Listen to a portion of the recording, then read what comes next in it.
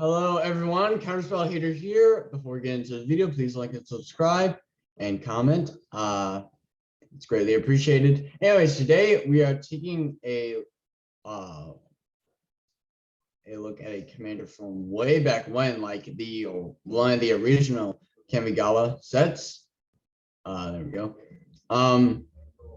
Adamaro, First to Desire. So this is a everyone draws matters kind of deck in mono red. Very interesting spin. And I figured why not give this a try. I think you guys might like this. If you like these unique sort of never thought of to be seen in EDH commander, like commanders that don't seem they could be in EDH, but technically can, let me know and I will cover some of them. And as you're commenting, if you're first one to comment, you know the deal. You just select the commander, and that has not already been covered by this channel, and I will make sure to uphold my end of the bargain and dedicate a future episode to such commander. And even if you're not the first, just comment anyways. I like feedback. I've been missing feedback from you guys. I really love to see you guys like react and say anything really. Just being able to get to talk with people other than like people I normally talk to is kind of nice for a change. We could always use a bigger friend circle, I guess. Maybe I don't know about friend circle, but you know what I mean. It's always good to interact with a different human being. Anyways, let's get into it. So we have Embercleave. Since so for the most part, this commander is going to be card draw and also maybe part Voltron in this case right here. This is in here to allow us to deal a lot of damage with our commander. Horn of Greed, Howling Mine, Avarice Amulet, of Otherworld Atlas, Zerzoth, Chaos Rider, Temple Bell, are all of those cards are in here to draw us and our opponent's cards to power up our commander. Clock of Omens is here to untap our artifacts, since most of the cards in our deck are artifacts that tap to do certain things. Font of Mythos to draw everyone even more cards. Venzer's Journal to gain us life, so benefit us for drawing cards. Cycles Crawler to make our opponents lose life for when we draw cards. Darksteel Forge to give our artifacts indestructible. Thought Vessel for no maximum hand size. Humble Defector to draw our opponent's cards. Mirrorworks to copy up the amount of on artifacts. So more Fonts of Mythos. Apparently, Venzer's Journal is not legendary. I don't think. If I'm mistaken, please let me know in the comments. I encourage it. And just let me know if anything in here is banned. That's fine. Just something to know. Because if it's banned, then I guess this would be like more for home play. Anyways, moving on. We have Howling Golem. Ruined Servitor to also draw our opponent's cards. Paradox Engine to untap all non-permanents we control whenever we cast a spell.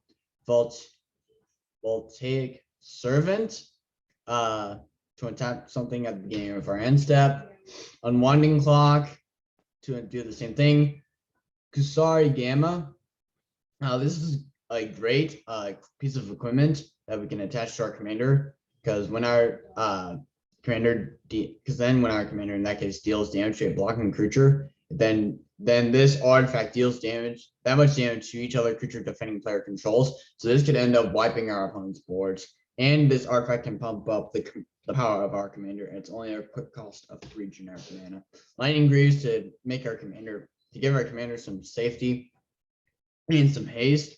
Sword of Warm Peace to further along the damage that we are doing to our opponents by punishing them for having a lot of cards in our hands and rewarding us for having a lot of cards in our hands.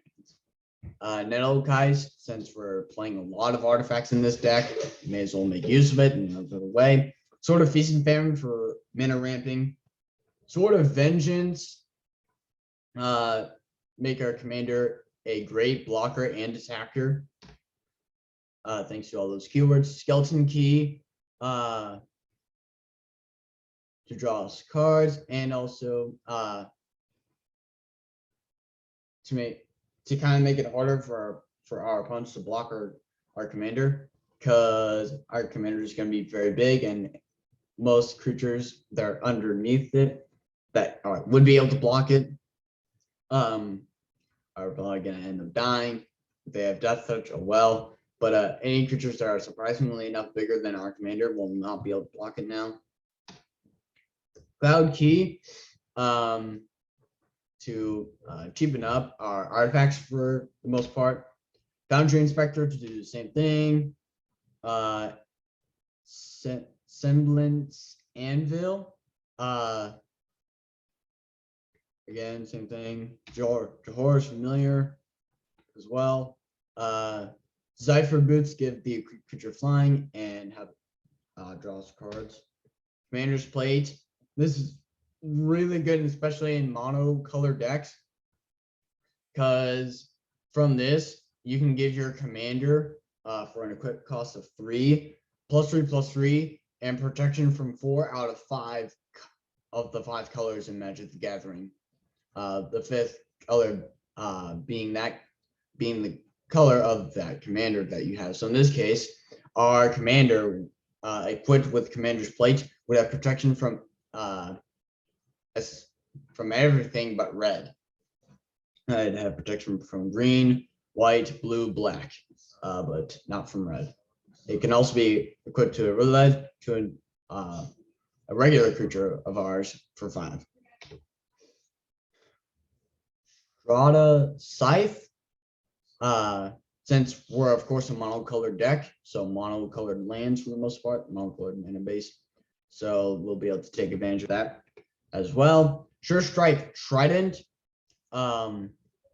this can just kill someone. In fact, I thought it would be getting rid of creature. Nope, I had to read it again. It actually deals damage equal to its power to target player, so this could end up killing someone. Bludgeon Brawl for our non-equipment artifacts, to make use of them even more by turning them into equipment. Reckless Crew, since now in that case we're gonna have a bunch of equipment, so this can go great in combination with that, get us a bunch of tokens since we don't have a bunch of creatures up to this point. Etherflux Reservoir, kind of as a win condition. Shambling Suit, another great attacker or blocker. Akroma's Memorial to really buff up our entire board by giving it all the keywords you see here. Well, them, I should say. Saheeli's Directive is in here because of Improvise, and since we have a lot of artifacts, we'll be able to really pump a lot of mana into X. So that way we can get a lot more useful artifacts onto our battlefield, in addition to what we may or may not already have. Forsaken Monument.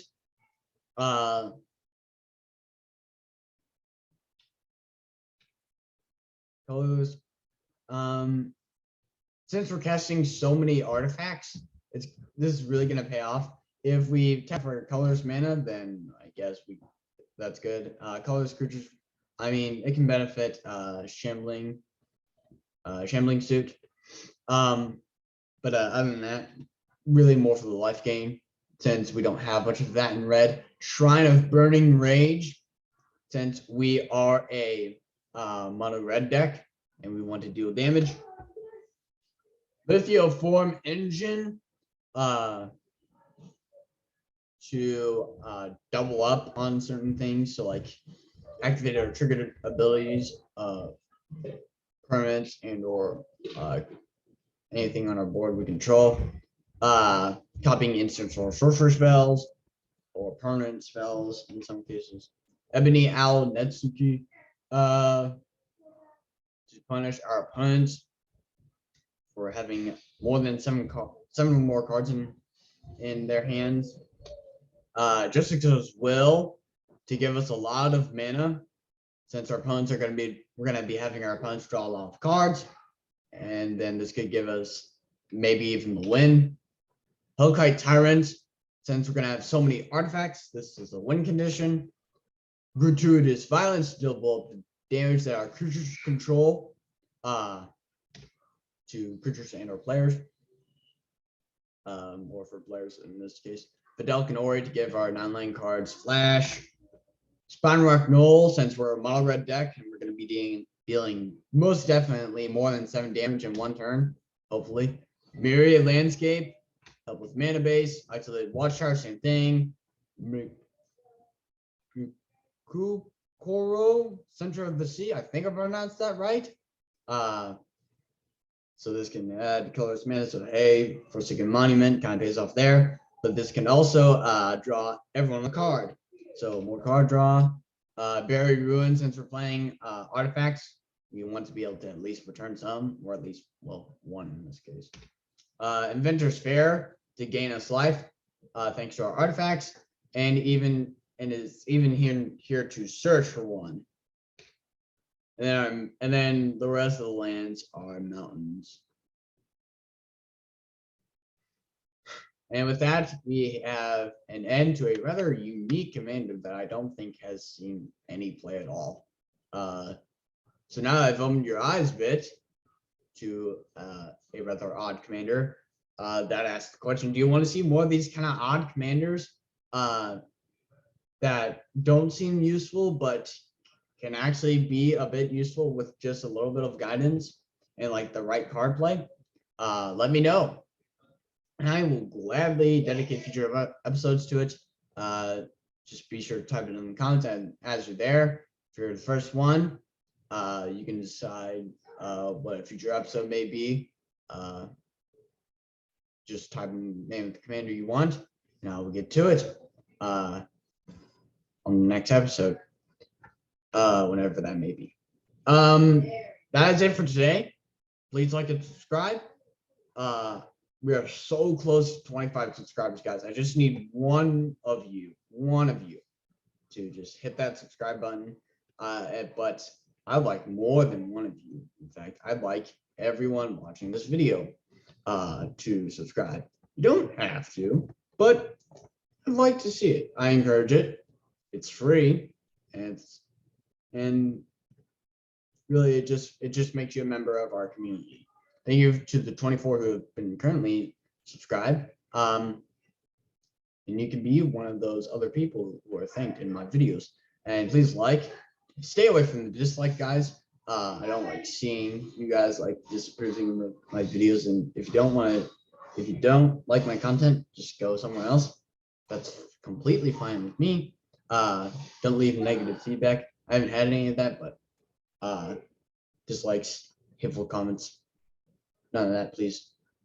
I like to avoid that. Anyways, please keep up feedback. I've been missing it from you guys. I've missed like having conversations with you guys. You haven't been really keeping up all that much. But that's not your fault. You don't have to.